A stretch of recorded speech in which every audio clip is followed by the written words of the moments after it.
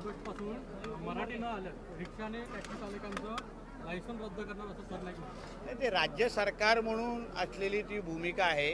जे आमचे परिवहन मंत्री आदरणीय प्रताप सरनाईकजींच्या माध्यमातून त्याची अंमलबजावणी होते आहे. शेवटी आमच्या महाराष्ट्रामध्ये प्रत्येकाला मराठी आलीच पाहिजे ही भूमिका राज्य सरकारची असल्यामुळे त्याची अंमलबजावणी करण्याचं काम आमचं परिवहन खातं करत आहे. त्या बाबतीमध्ये त्यांनी मार्गदर्शन ट्रेनिंगचे पण काही क्लासेस काही वेळही त्याच्या संबंधी दिला होता. आता मला वाटतं प्रत्येकजण ते आदेश ऐकण्याच्या दृष्टिकोनातून तयार आहे. सुप्रिया सुळे आणि विनोद तावडे यांचा एकत्र गाडीतून प्रवास झाला. आता सगळे आमच्या महाराष्ट्राची संस्कृतीच आहे. आम्ही राजकारणी विविध पक्षात असलो तरी प्रत्येकाचे एक दुसऱ्यांबरोबर चांगले संबंध आहेत, वैयक्तिक संबंध आहेत आणि म्हणून कोणी कोणाबरोबर अगर प्रवास केला असेल तर ते महाराष्ट्राच्या राजकीय संस्कृतीला साजेस आहे. पण सातत्याने शरद पवारांची राष्ट्रवादीची आणि मोदी किंवा शहांची भेट होते. राष्ट्रवादी भाजपसोबत जाईल, एनडीए सोबत जाईल अशी चर्चा. मुळामध्ये आदरणीय मोदी साहेब, आदरणीय अमित शाह साहेब, विनोद तावडेजी, आमचे देवेंद्र फडणवीसजी, आम्ही सगळेजण आज देशाचा आणि राज्याचं हे लोक नेतृत्व करणारे हे सगळेजण आहेत.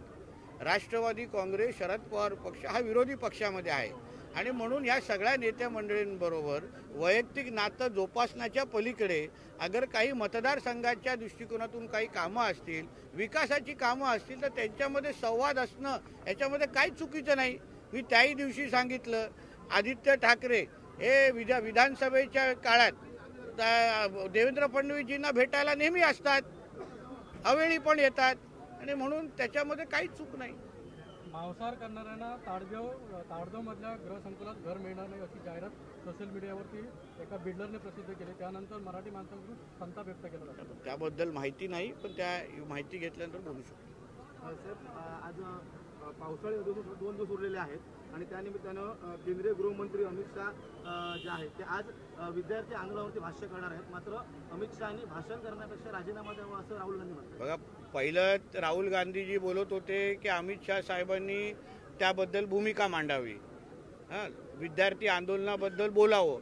आज अमित शाह साहेबांनी कालच सांगितलं की ह्या बाबतीमध्ये मी सविस्तर बोलण्यासाठी तयार आहे, सविस्तर प्रत्येक प्रश्नाचं उत्तर देण्यासाठी तयार आहे.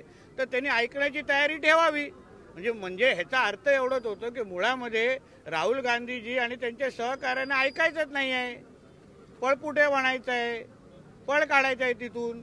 आता एवढी हिंमत अगर तुम्ही अमित शाह साहेबांना आव्हान देण्याची अगर करत असाल तर ऐकण्याची पण हिंमत ठेवा आणि मग त्याच्यानंतर जे तुमची चिरफाड तिथे होईल, जे काय अमित शाह साहेबांच्या माध्यमातून वस्त्रारोहण होईल त्याच्या सामोरे जा. आमचं पक्षाचं बहुमत असताना निवडणूक आयोगानं अमित शहांच्या दबावाखाली हा पक्ष एकनाथ शिंदेना 5,000 कोटींना विकला असा दावा संजय राऊत करतात. बघा, मुळामध्ये राज्याच्या जनतेने विधानसभेच्या निवडणुकीमध्ये आदरणीय एकनाथ शिंदे साहेबांच्या नेतृत्वात असलेल्या शिवसेनेची खऱ्या शिवसेनेला मतदान करून शिवसेना कोणाची आणि हिंदुहृदय सम्राट बाळासाहेब ठाकरेंचे विचाराचा खरा वारसदार कोण हे सिद्ध करून दिलेलं आहे. लोकांच्या कोर्टामध्ये सिद्ध झालेलं आहे. आता तेच उद्या कोर्टामध्ये म्हणजे सुप्रीम कोर्टामध्ये सिद्ध होईल अशी अपेक्षा आहे. पण मुळामध्ये जनतेने लोक न्यायालयामध्ये शिवसेना कोणाची हा निकाल देऊन टाकलेला आहे. म्हणून संजय राजाराम राऊत काही बोलत असतील त्याला काही अर्थ नाही. ते असंही म्हणतात की अमित शहांना देशाचे उपपंतप्रधान व्हायचं आहे, मात्र मोदींना त्याला नकार आहे. म्हणजे जेव्हा महाविकास आघाडीची सत्ता होती तेव्हा सत्ता स्थापनेच्या वेळी संजय राऊतांना पण मुख्यमंत्री बनायचं होतं. उद्धव ठाकरेंचा त्यांना विरोध होता. त्यांचा विरोध होता. त्यांनी काही आमदारांना पण फोन केलेले. त्या काही आमदारांनी आमच्याशी बोललेले की असे संजय राऊत आणि त्यांचा भाऊ आम्हाला बोलवतोय, सांगतायत की माझं नाव उद्धव ठाकरेंपेक्षा माझं नाव चालवा. मग ते खरं आहे का? त्याच्याही बाबतीमध्ये भूमिका मांडा.